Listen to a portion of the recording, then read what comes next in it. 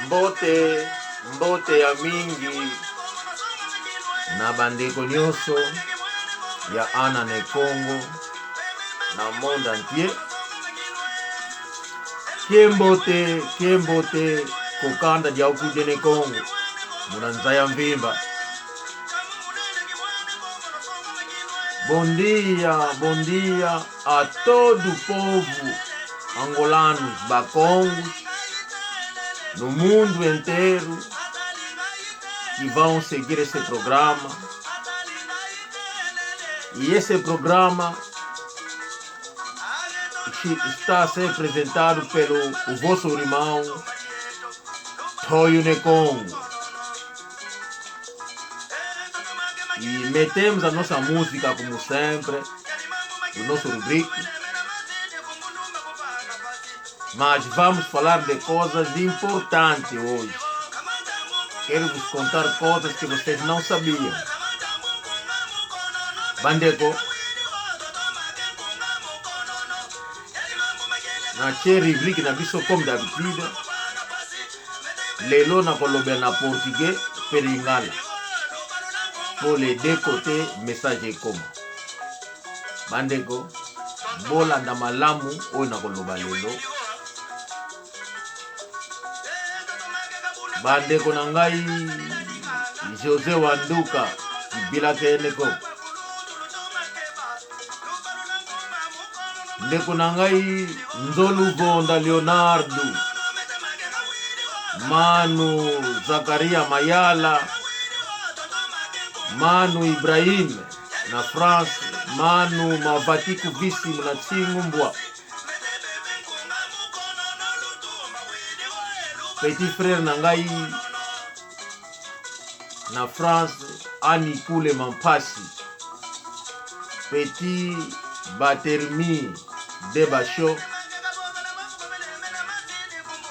bolanda oyo na koloba lelo, Mama Mini Chemindele na Londres, irmão Don Maître Djibril, bolanda oyo na koloba lelo. Bandeko na ngai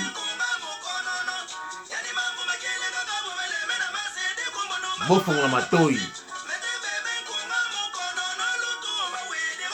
Ndeko na ngai Kiala Kubila Nleke Nzevo tangu bakanga vuende mkona banju na mama kanda. Ndeko na ngai Rive Kono King Vaku Panyama Domingo Vetokele Lote Malanda Maibobe Unu. Bandeko na kosenga na Angola mobimba ambuta zeto Lote Malanda Maibobe Unu. Les politiciens angolais qui parlent la langue française, qui entendent la lingua française,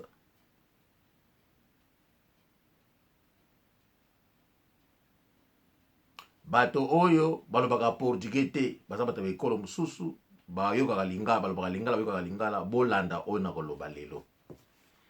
Bandeko, na ko repete nanu ke mboka mabele batekaka yango te babundelaka yango. Mabele babomelaka yango batu mpona ko protéger yango. Likambo oyo nakabanda ko bandela yango. Oyo nyonso atraisaka mpona mabele babomaka ye. Ata ndeko na yo, ata tata na yo, soki asali erreur oyo kokute vi batu ebele, il faut qu'on mi bomela ye déjà pour wana écouter makila ebele te. Donc esengaka sacrifice. Ba oyo nyonso bazobundela Angola, ennemi oyo akokota po trahir Angola akozala jamais pardonné. Faut que boma ye. Quelle que soit amitié bozana yango, quelle que soit fortune à pesaki yo. Mon message est simple, il faut tuer. Donc toye kola koboma. Et il faut to sala yango sans remorse.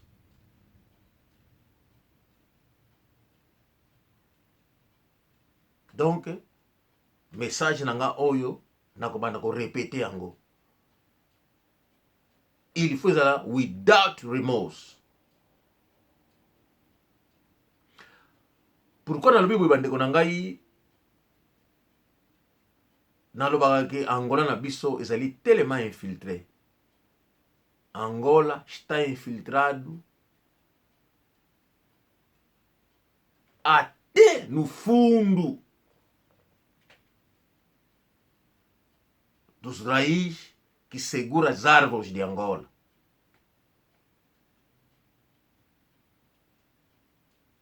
Bandeko, nakorapele bino ba makambo ya mike oyo biso to négligeaka. Biso ba élection eza na mois ya août, na mois ya août. 48 ans ya MPLA na pouvoir, misère na misère. Lelo peuple angolais aza kolia na ba poubelle. 48 anos de sofrimento, MPLA no poder. Mataram Agostinho Neto, hoje dos Santos saiu, João Lourenço no poder, miséria sobre miséria. Povo a comer no lixo, não temos hospitais, não temos nada. Não temos água na cidade, pessoas estão a morrer porque choveu, eletricidade, a matar pessoas na água. Bandeko na biso, tango tobundelaki Angola, tozalaki kobunda Angola po tokoma indépendant, po biso moko to gouverner mboka na biso. Biso moko tobandaki bitumba ya Angola, tokotisi tribalisme, basansala na bazombo bakomi kobunda. Bandeko na ngai bazombo batali babite likambo tokotika yango te. Division échec ya MPLA ya FNLA yango wana. Nazali ko rappeler bino. Dentro do Maqui e Kinshasa já aconteceu aquela divisão entre os que começaram com a luta de libertação de Angola. Do MPLA, desculpa, da FNLA, começaram a dividir. Baeba Kiteke, Bazombo, porque são do Witch, são do Príncipe do Zaire. Aquela divisão foi a queda da FNLA.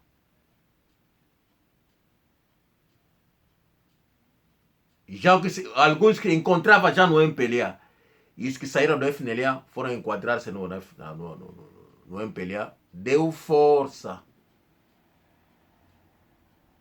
O Agostinho Neto vai fugir do Congo com o apoio do comandante Monimambo. Seu Agostinho Neto atravessa Congo-Brazzaville. Quem foi que ajudou a fugir? Foi o comandante Monimambo da Congo.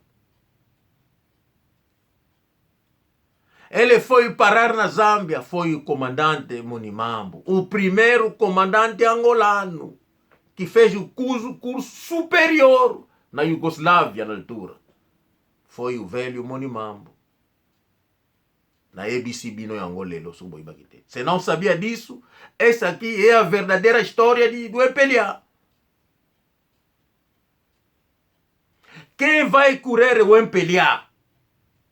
Desculpa, quem vai curar a UNITA e a FNLA foi o comandante Mawete da Congo e o comandante Nzaji. Ba blende ora bamuna na kina shishi. É ali que eles começaram a guerra. É por isso havia blindado, esse é um símbolo. Onde o comandante Mawete e o comandante Nzazi vão começar a correr a UNITA e a FNLA.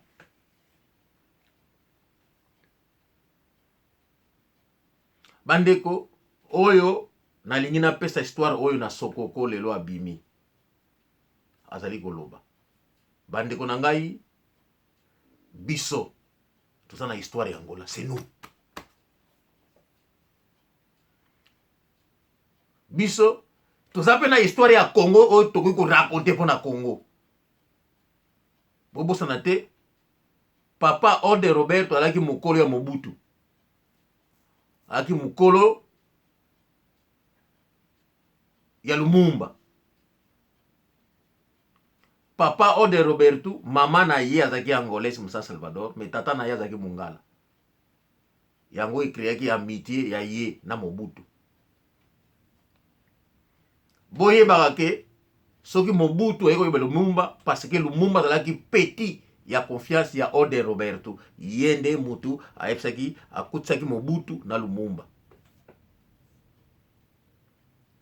Ba oyo balobaka to biso tosungaki bazombo, tosungi bino, tobundelaki bino te. Congolais abundela muzombo te. Boyebisa ngai mboka oyo Congolais abunda asunga na Afrique. Bosungaki efinela minduki kutu oya batilaki mpona efinela abundela, bozwa yango borekipere yango mpona bakela minduki te. Bozwi oya bino epola popesaki na efinela kasi yabana efinela eshiwaki te. Yango te nalingi na parler, mais nalingi na yebisa bino infiltration ndenge ezali kosalema na ba oyo basala bakomba mpo babundela mboka na bango. Mais nakose base mingi sur l'Angola, et puis nakose base mingi na moto oyo azali étranger azali na Angola, azali komenace batu. Nalingi kokota na liti na bino te, mais nalingi na ba point essentiel nalingi na toucher oyo bino boyebaka te bandeko na ngai. Na okebisa bino likambo oyo bino boyebaki te. Docteur Savimbi oyo oyoka na sango azalaki beau-frère ya défunt président Robert Mugabe. Na révélé bino likambo soki boyebaki yango te. Docteur Savimbi azali na bana oyo ye abota na leki ya mwasi ya Docteur Mugabe, to azalaki beau-frère na ye. D'abord cause ya amitié na bango ya ngwana parce que baki na bana baki na kati. To azana bana Mugabe azali banoko na bango ya bana ya Docteur Savimbi. Tangu conflit eko kota entre Docteur Savimbi na Mugabe, c'est là que Mugabe aiko koma master ya Dos Santos.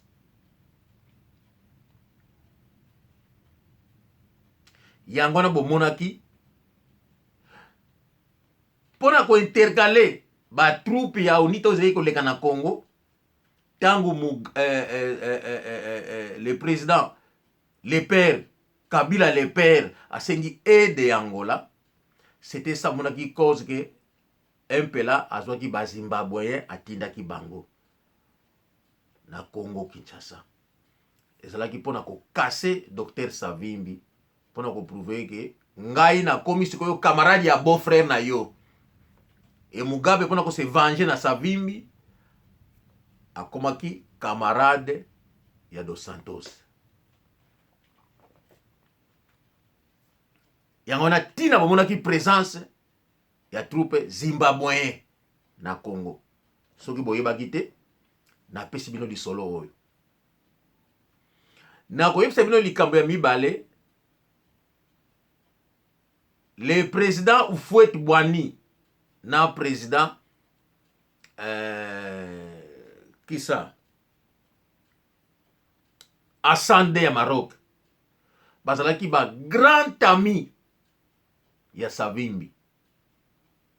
Et c'est Savimbi qui introduit Mobutu et pas ya roi Assane ya Maroc pe et pas ya Houphouët-Boigny po yepe akuma wa camarade na bango. Et ce qui bomonaki que Lumumba akendeki kokutana na Kwame Nkrumah, c'est le vieux Ode Roberto oya efinela moto akendeki na ye po akutana na Kwame Nkrumah oya Ghana. Oyo ezali ba information nazali kopesa bino pona ba oyo bazali ba ignorant ba parlaka sur le Congo.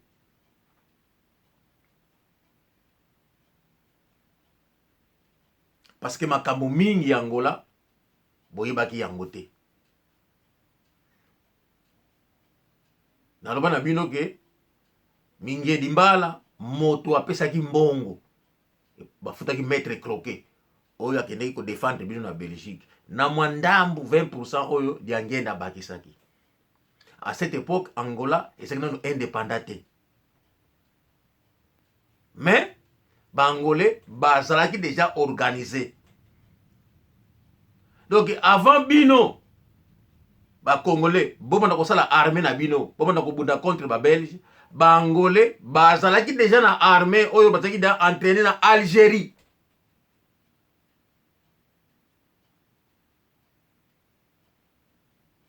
Donc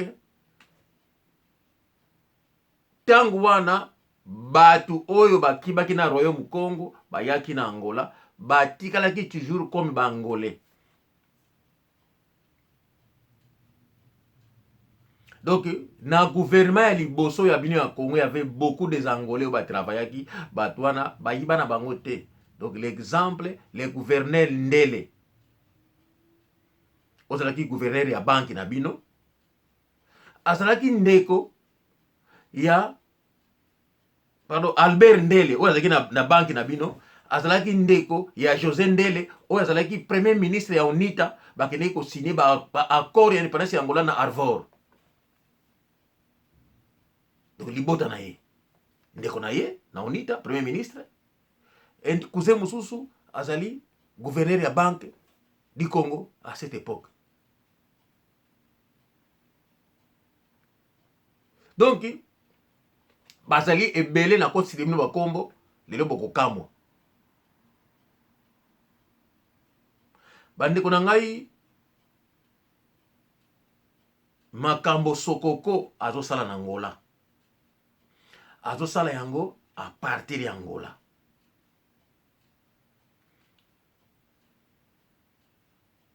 Ce qu'on a tout ni sokoko, kuna na Angola avant na mikanda nini. En tant qu'Angolais, donc le gouvernement angolais, c'est ça le moment ya kokangaye.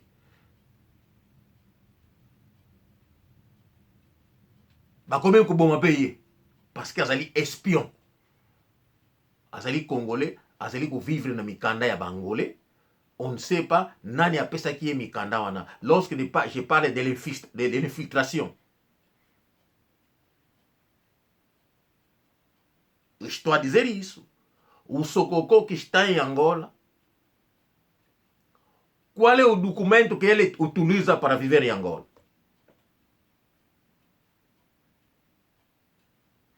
Quer dizer, os nossos pais lutaram em vão. Tudo que eles fizeram para libertar essa Angola era em vão. Qual é o documento que o sokoko utiliza em Angola? Para viver em Angola, para começar a enviar dinheiro, a trabalhar com o governo congolês, a matar pessoas. Aí tizaka mikanda nini na Angola. Bande kunangai, na ko raconter bino histoire moko. Savimbi, en tant que ami au fouet bani, famille na nyo se vanda na Côte d'Ivoire. Oyiba salaki nini? Bayiba mwana moko ya Savimbi. À partir de la Côte d'Ivoire, un peu là à China. Donc, bah, leva moi na moka Savimbi à partir de la Côte d'Ivoire, bah, côté bah, les cas qui Gabon, ti, bah, yena Angola. Bah, tortira moi na wana, bah, faire parler ye, makambo belé à ma bé contre père na ye. Na raconter bien histoire, bah, on a porté pour peuple angolais à yokango. Povo angolano, vocês não sabiam que o MPLA mandou comandos, ou tropas, ou membros da segurança que roubaram um filho do Savimbi da Costa do Marfim, atravessando para o Gabão e para Angola. Para aquele filho falar mal do pai dele. Vocês não sabem disso? Esqueceram disso? Para ver o que MPLA, as capacidades do MPLA, a maldade que o MPLA podia fazer. Bandeko, pour faire comprendre bino que ba étranger ou bazana gouvernement angolais, bazana ki capable ya makambo ebele. Et ba étranger wana, ba enleva ki mwana ya docteur Savimbi na Côte d'Ivoire, pas comme mwana bo mwana limwa. Paf na télévision, mwana ya docteur Savimbi. azo parler contre père na ye. Lelo oyo mwana wana azalaki enlevé secret na lobi yango na politique na lingala soki boyebaki yango te. Angola bemeyebi yango. C'est là que toi mentir au fil de sa vie. Nous levons au fil de sa vie de coche de ma fille à te Angola. Il passe na télévision. O que aconteceu depois? O sofrimento que o menino ocorreu. Lhe fizeram sofrer para dizer isso. Contra o pai. Era a propaganda do MPLA. E hoje temos um congolês a partir de Angola. Não sabemos como que ele entrou em Angola, com documento angolano, o mesmo congolês a jogar embaixo. Como que o governo angolano não sabe que aquele congolês está lá a fazer isso no Congo? Me bande kunangai, oyo esalamaki na mwana ya Dr. Savimbi, me kasi yango pe ninge salama na bokechu te. Est-ce que bino ba congolais boyebaka ke okechu bokechu mwasi na ye andako azali muzombo? Est-ce que boyebaka yango? Lelo na informé bino ke bokechu mwasi na ye aza muzombo. Yango na boyokaka sayo ya soba, grand frère ya mwasi ya bokechu, sayo ya soba oyo azalaka na Angleterre. C'est le grand frère de la femme de bokechu. Mais biso bazombo tozali partout. Na kati ya armée angolaise, na politique, donc bazombo vidi ba Congo ya Angola, nous sommes partout. Mais soki bokechu akendeki kozwa visa na Belgique parce que aza belge te. Aza résident pour akende na Angola. Donc mikanda esalamaki ekendeki na ambassade ya Belgique pour bapesa bokechu visa. Effectivement azwaki visa. Bananu bafasitaki bikanda wana po ye azwa visa. Qui ont envoyé des lettres pour bapesa bokechu visa. Donc il y avait une main cachée derrière. Donc soki bokechu akendeke na Angola balingaki bakanga ye ba enlever ye akoma na Congo Kinshasa. Soki ba congolais boyebaki te, je vous informe. Et qui était derrière ça, c'est Laurent Sokoko. Laurent Sokoko n'a rappelé du Kamoko. Tangu bokechu alinga kende na Angola, ba bokilo ya bokechu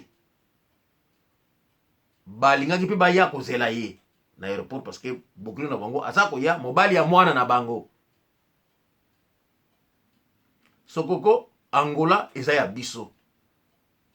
Donc je pense que parmi les bota ya ba bokilo ya bokechu baza pe na bato bazali ba officier supérieur qui sont sur la sécurité comme ba ba kento ke ma bokilo na bango bango bazanga te.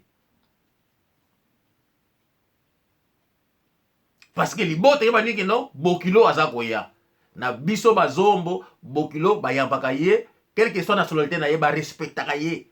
Donc bokechu bango ba yamba na libota ya mwasi na yanta ki bokilo na bango et non en tant que congolais. Donc libota elingeke yeba. Donc Laurent Sokoko nyoso oyo elingo sala na Angola c'est risquant. Olingo ko rater yango pe ko ikolia yo. Na libota ya mwasi ya bokechu na Angola. Bomoni ennemi aza ko vandela bino na kati ya Angola.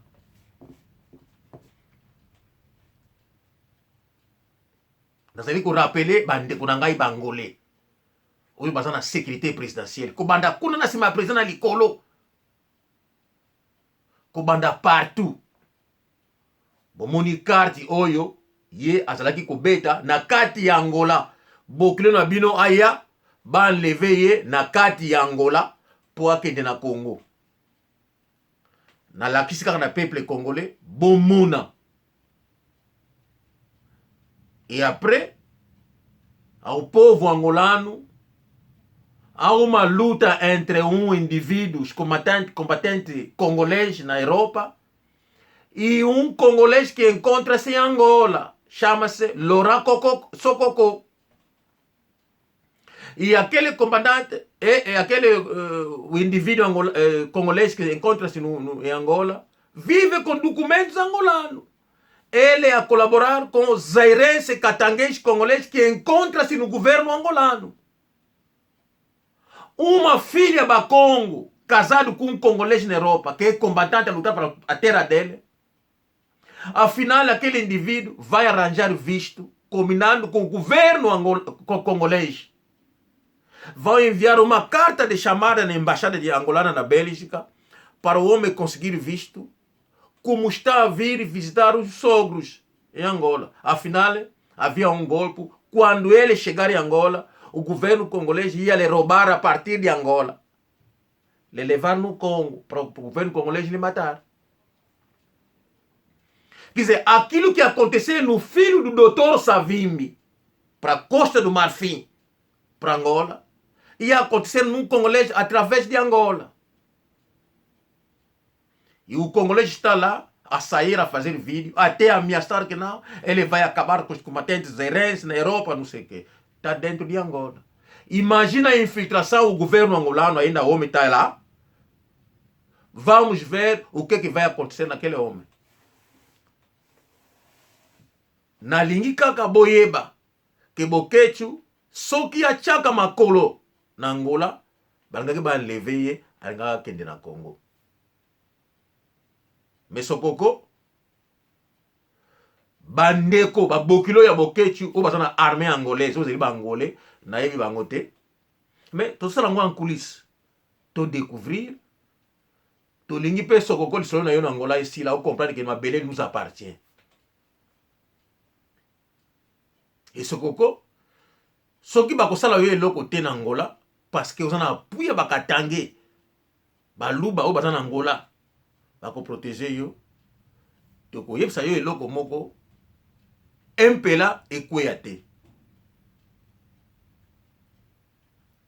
Na linkaka que o povo angolano, estou a chamar a atenção, estou a informar o povo angolano que aquele indivíduo, ele é um perigoso, um espião congolês em Angola, com documento angolano.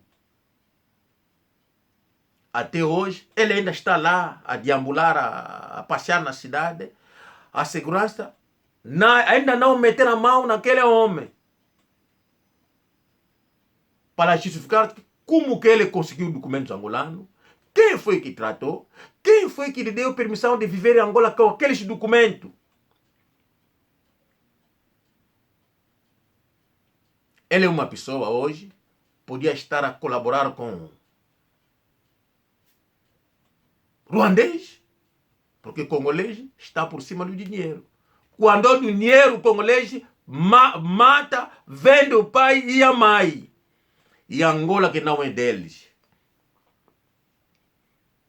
Se alguém chegar para destruir Angola, ele vai aceitar. Para eles conseguir dinheiro, regressar na terra deles, arranjar damas e fazer fama.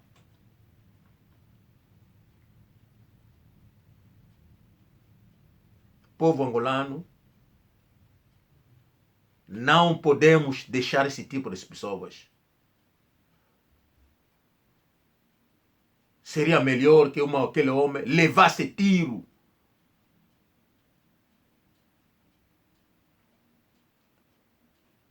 Gostaríamos de ouvir que não o homem levou tiro em Angola. Porque a pátria angolana devemos defendê-la, porque a pátria é nossa. Povo angolano, eu, aqui na Inglaterra, adoro o meu povo. De Cabinda com Nende, do sul a leste, do mar a leste, como dizia o Agostinho Neto. E eu que estou a falar, faço, eu faria sempre para defender essa pátria. Como faço tudo com o meu povo, que ele seja do sul, seja do leste, do oeste e da onde. Eu, com o meu povo, e defendo aquele povo, sem tribalismo, sem diferença. Onde há povo angolano, quando estou lá, compro, faço para o meu povo. Comemos, bebemos junto. E eu, quando estou no meio, a passar no meio dos angolanos, não me deixa passar. Cota, vem aqui. Cota, eu vou te comprar cerveja. Às vezes eu digo, não, estou com pressa. Não, Cota, você não vai passar. Porque você é nosso irmão, te conhecemos, Cota, vou te comprar cerveja. Eles compram, eu bebo. Seja com a pressa, tá bom. A bira vem aí, eu bebo uma bira, depois eu vou onde que eu vou. Porque o filho de Angola não é crioulo. O filho de Angola é aqueles que o português encontrou em Angola. Quando o português chegou, encontrou do norte, encontrou os que eram do sul, encontrou também aquele que era de leste. É ali que o português vai unir aquele povo para fazer Angola. Não encontrou crioulo em Angola, não encontrou catanguês em Angola, não encontrou bangala como sococó em Angola, não havia. E aqueles povos que o português regrupou são eles que são angolanos, nossos irmãos, nossas irmãs, incluindo nossos mulatos e mulatas que o português fez em Angola, na altura da colonização. Eu tenho um irmão, um primo, que conhece o pai está em Portugal, às vezes vai lá, mas ele cresceu, nasceu naqueles mabás de Damba. Foi ele que me contou a história de Singangola.